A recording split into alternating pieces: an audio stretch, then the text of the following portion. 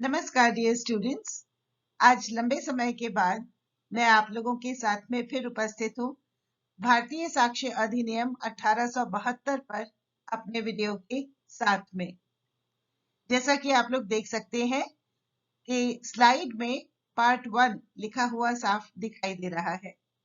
तो सीधी सी बात है कि आज जो मैं अपनी बात प्रारंभ करूंगी वो दरअसल 2 वीडियोस में समाहित है। आज की इस वीडियो में हम लोग ओवरव्यू लेंगे चैप्टर 2 रेलेवेंट फैक्ट्स का, अध्याय 2 के सुसंगत तथ्यों का विहंगावलोकन करेंगे और साथ ही साथ धारा 6 का जो पार्ट है उसको समझने का भी प्रयास करेंगे। तो आज के इस वीडियो में हम लोग ओवरव्यू लेंगे चैप्टर 2 जिसकी हेडिंग रेलेवेंट फैक्ट्स है उसका। उसके बाद में हम लोग ये भी जानेंगे कि सेक्शन 6 से 55 में जो विभिन्न धाराएं हैं उनमें 6 से 16 जो धाराएं हैं उनके लिए कोई अलग से हेडिंग नहीं दी गई है। तो उसको हम किस तरह से 2 भागों में विभाजित कर सकें ताकि आसानी से हम उसे समझ सकें, ये देखेंगे। उसके बाद 16 से लेकर धारा 55 तक के जो हेडिंग्स हैं धाराओं की उनको एक बार देख लेंगे। वही ओवरव्यू है हमारे लिए, है ना, विहंगावलोकन उसी को कहा जाता है। उसके बाद में हम लोग सेक्शन 6 का जो टेक्स्ट है, जो पार्ट है, उसके विभिन्न चरण क्या हैं। सेक्शन 6 डेफिनेटली आप उन लिंक्स में प्राप्त कर सकते हैं जो कि मैंने अपने पिछले वीडियोस में और पहले वीडियो में भी आप लोगों के साथ शेयर किया हुआ है, जिसमें पूरे एक्ट्स दिए हुए हैं। और नेचुरली आज के इस वीडियो में भी मैं उनको डिस्क्रिप्शन बॉक्स में जोड़ दूंगी। तो सेक्शन वर्ड टू वर्ड क्या है वो तो हम लोग अधिनियम में देख सकते हैं, लेकिन उसको समझने के लिए विभिन्न चरण क्या हैं वो चरण आज हम लोग इस वीडियो में देख सकेंगे। उसके बाद में जो एक वर्ड यूज होता है ट्रांजैक्शन, आप लोगों के कुछ बच्चों के आप में से एग्जाम्स भी हैं, अब तो स्टार्ट हो ही रहे हैं, 7th को पेपर है। तो सेक्शन 6 जो लोग एक बार ऑलरेडी पढ़ चुके हैं उनको मालूम है कि ये ट्रांजैक्शंस के बारे में बात करता है। तो ट्रांजैक्शन शब्द के अर्थ क्या है, उसके बाद इससे जुड़े कुछ लीगल एस्पेक्ट्स उनके बारे में जानेंगे और फिर हम ये जानेंगे कि इस बात को निर्धारित करने के लिए कि कौन सा तथ्य है जो कि एक ही समव्यवहार का भाग कहा जा सकता है, उसकी कसौटी कौन सी है, ये हम लोग देखेंगे। ठीक है ना? तो आइए आज के इस वीडियो की हम लोग शुरुआत करते हैं। So now starting with the overview of chapter 2 relevant facts, अध्याय 2 के सुसंगत तथ्यों का विहंगावलोकन अब हम शुरू करते हैं। In section 5 we have seen that sections 6 to 55 deal with relevant facts. धारा 5 में हमने देखा था कि धाराएं 6 से 55 सुसंगत तथ्यों से संबंधित हैं। Table of contents, that is arrangement of sections of chapter 2 of the Indian Evidence Act 1872 reveals that all sections after section 17 are divided under different headings subject wise. भारतीय साक्ष्य अधिनियम 1872 के अध्याय 2 की धाराओं का क्रम दर्शाता है कि धारा 17 के बाद की सभी धाराएं विषयानुसार खंडों में विभाजित हैं। And for section 6 to 16, the Act has not given any separate heading. और हम ये देखते हैं कि धाराओं 6 से 16 के लिए अधिनियम में अलग से कोई शीर्षक नहीं दिया गया है। तो अब इन धाराओं को हम किस प्रकार से समझ सकेंगे? They can be divided under the following 2 heads. सुविधा के लिए उन्हें निम्नलिखित 2 भागों में बांटा जा सकता है। कैसे? पहला सेक्शन 6 से 11 तक का लॉजिकल रेलेवेंस यानी तार्किक सुसंगतता से संबंधित ये धाराएं हैं। कौन सी धारा? सेक्शन 6 से लेके 11 तक की। And from sections 12 to 16 the sections deal with relevance in specific situations. धारा 12 से लेकर 16 तक विशिष्ट परिस्थितियों में सुसंगतता के बारे में बतलाया गया है ना? तो हम जब इस तरह से दो हेडिंग्स में इन सेक्शन 6 से लेकर 16 तक की धाराओं को बांट देते हैं तो हमें याद रखना बहुत ही आसान हो जाता है। तार्किक सुसंगतता यानी लॉजिकल रेलेवेंस क्या है, ये तो मैं आप लोगों को अपने पिछले वीडियो में बता ही चुकी हूँ। आशा है आप लोगों को समझ में आ गया होगा। और रेलेवेंस इन स्पेसिफिक सिचुएशंस यानी विशिष्ट परिस्थितियों में सुसंगतता, इसको समझना तो बहुत ही आसान है।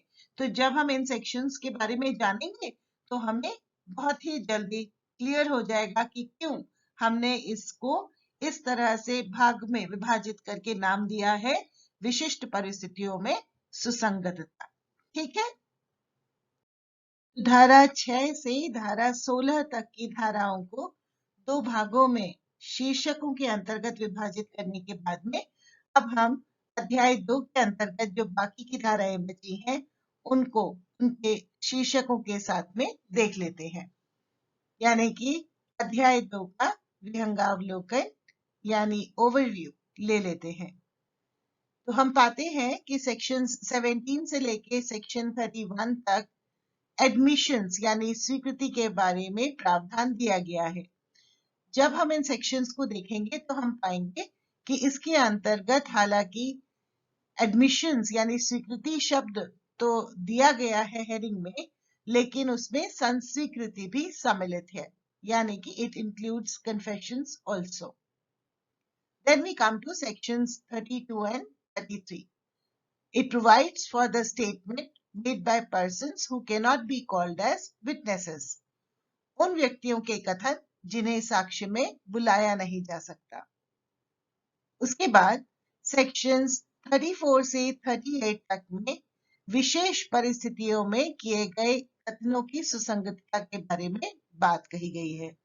Statements made under special circumstances. फिर सेक्शन 39 में इस बारे में प्रावधान किया गया है कि किसी कथन में से कितना साबित किया जाए। How much of a statement is to be proved? From sections 40 to 44 we find the provisions relating to judgments of courts of justice when relevant. न्यायालयों के निर्णय कब सुसंगत हैं? जी, इसके बारे में भी भारतीय साक्ष्य अधिनियम के अंतर्गत प्रावधान दिए गए हैं। फिर हम पाते हैं कि सेक्शंस 45 से 51 के अंतर्गत अन्य व्यक्तियों की राय कब सुसंगत है उनके बारे में प्रावधान किया गया है। Opinion of third persons when relevant. और उसके बाद सेक्शंस 52 से 55 के अंतर्गत शील कब सुसंगत है इसके संबंध में प्रावधान है। Character when relevant. ठीक है ना? तो अब अध्याय 2 के जो विभिन्न प्रावधान हैं उनके बारे में एक ओवरव्यू लेने के बाद में हम सेक्शन 6 के बारे में जानकारी प्राप्त करेंगे। तो अब धारा 6 के पाठ को समझ लेते हैं। Text of section 6। जैसा कि आप भली प्रकार से स्लाइड पे देख सकते हैं कि धारा 6 एज इट इज तो मैंने नहीं लिखी हुई है। कारण ये है कि धारा 6 तो हम लोग अधिनियम में पढ़ लेंगे, लेकिन सुविधा के लिए मैंने उसको डिफरेंट पार्ट्स में अलग अलग भागों में विभाजित कर दिया है ताकि हम लोग भली प्रकार से ये जान सकें, समझ सकें कि सेक्शन 6 में एक्चुअली प्रावधान क्या किया गया है। इन विभिन्न पार्ट्स को पढ़ने से पहले सेक्शन 6 क्या कहता है वो एक बार देख लेते हैं। तो सेक्शन 6 की हेडिंग है relevancy of facts forming part of same transaction. एक ही संव्यवहार के भाग होने वाले तथ्यों की सुसंगति। Facts which, though not in issue, are so connected with a fact in issue as to form part of the same transaction are relevant, whether they occurred at the same time and place or at different times and places. जो तथ्य विवाद्य न होते हुए भी किसी विवाद्य तथ्य से उस प्रकार संसक्त हैं कि वे एक ही संव्यवहार के भाग हैं, वे तथ्य सुसंगत हैं, चाहे वे उसी समय और स्थान पर या विभिन्न समयों और स्थानों पर घटित हुए हों। ठीक है, तो अब हम इसको अलग अलग पार्ट्स में समझ लेंगे। तो किसी तथ्य को सुसंगत होने के लिए धारा 6 के अंतर्गत सबसे पहली बात क्या है? There is a fact in issue, एक विवादक तथ्य है। This fact in issue forms one part of a transaction. यह विवादक तथ्य किसी संव्यवहार का एक भाग है। There are other facts which are connected to this fact in issue. कुछ अन्य तथ्य हैं जो विवादक तथ्य से संसक्त यानी कि संबंधित हैं। The connection is such that these facts form other parts of the same transaction. और ये संबंध ऐसा है कि ये तथ्य उसी संव्यवहार के अन्य भाग बनते हैं, है ना? Fact in issue forms one part of a transaction. विवादक तथ्य किसी संव्यवहार का एक भाग है और जो अन्य तथ्य हैं वो they form other parts of the same transaction. वो तथ्य उसी संव्यवहार के अन्य भाग बनते हैं। Now these facts are themselves not facts in issue. ये तथ्य स्वयं विवादक तथ्य नहीं है। Then such facts are relevant under section 6 irrespective of the fact whether they occur at the same time and place or at different times and places. तो ऐसे तथ्य धारा 6 के अंतर्गत सुसंगत हैं, चाहे वे उसी समय और स्थान पर या विभिन्न समयों और स्थानों पर घटित हुए हों। ठीक है ना?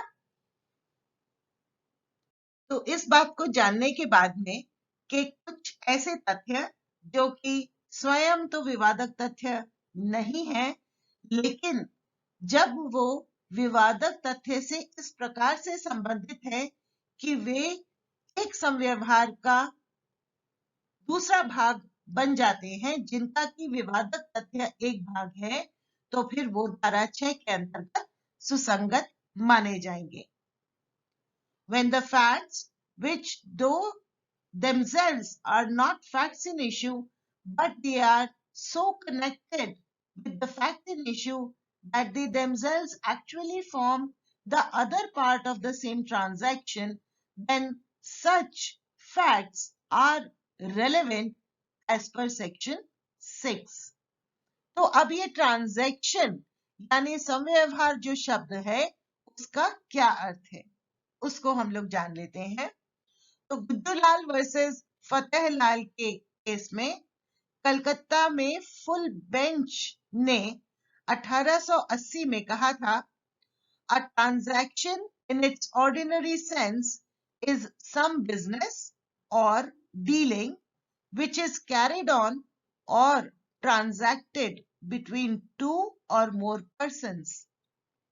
अपने सामान्य भाव में संव्यवहार कोई कारोबार या व्यवहार होता है जो दो या अधिक व्यक्तियों के बीच किया या संव्यवहारित किया जाता है।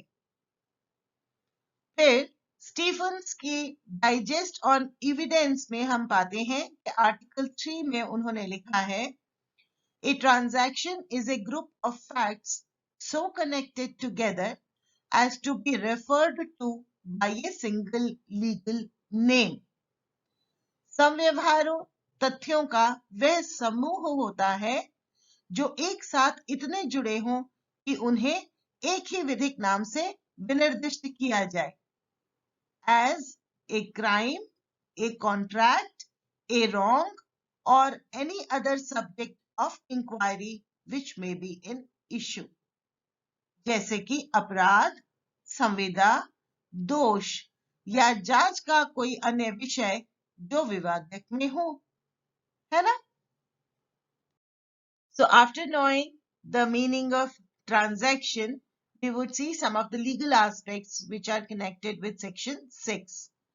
And that is that every fact which is a part of the same transaction as the fact in issue is deemed to be relevant to the fact in issue, although it may not be actually in issue, and if it were not a part of the same transaction, it might be excluded as a hearsay.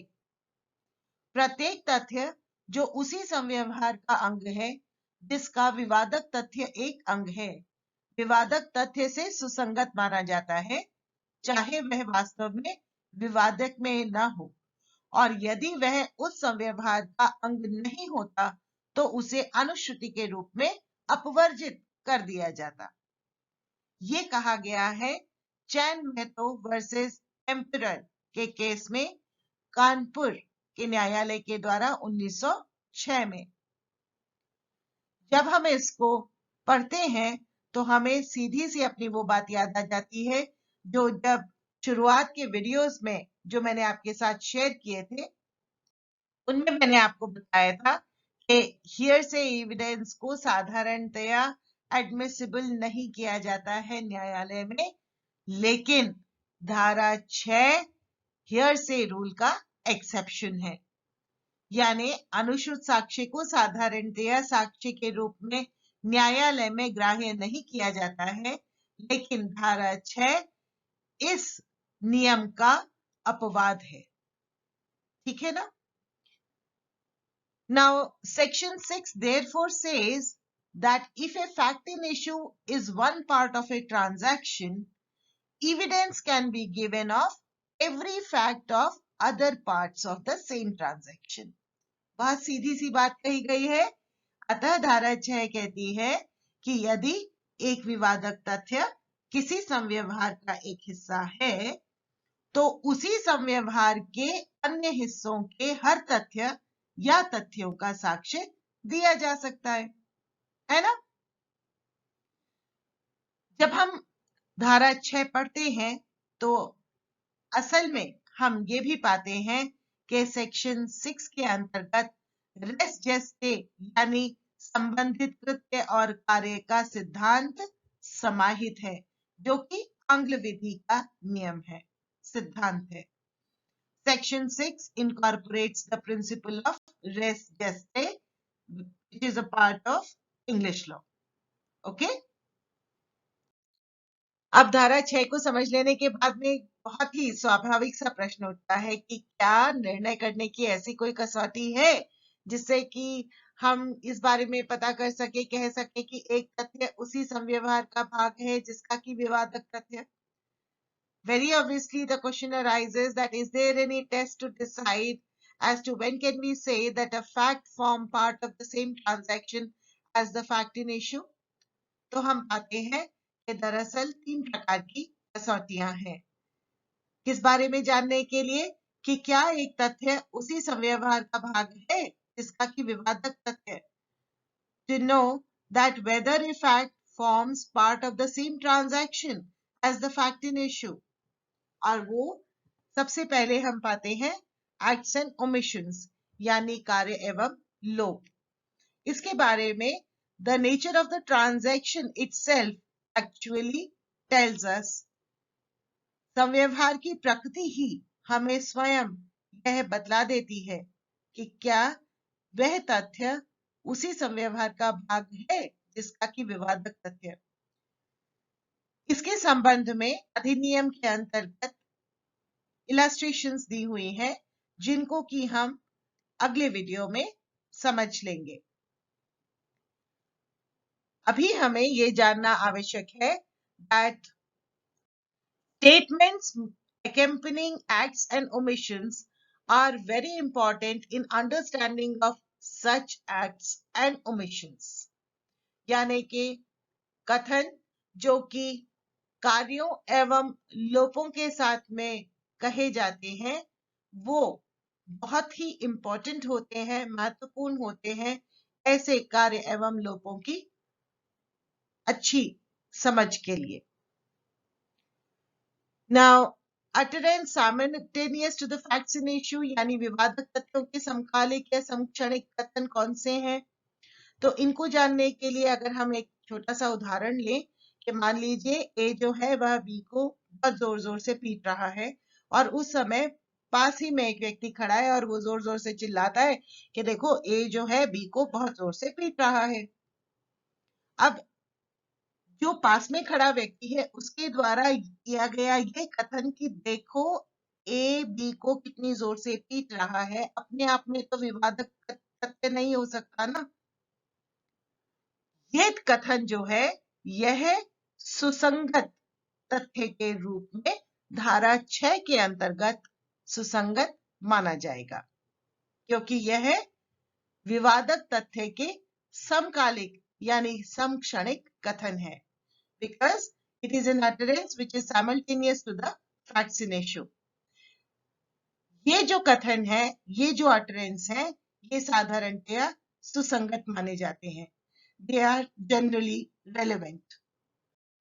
अब ये जो एक और कसौटी है वो है shortly before और after, है ना?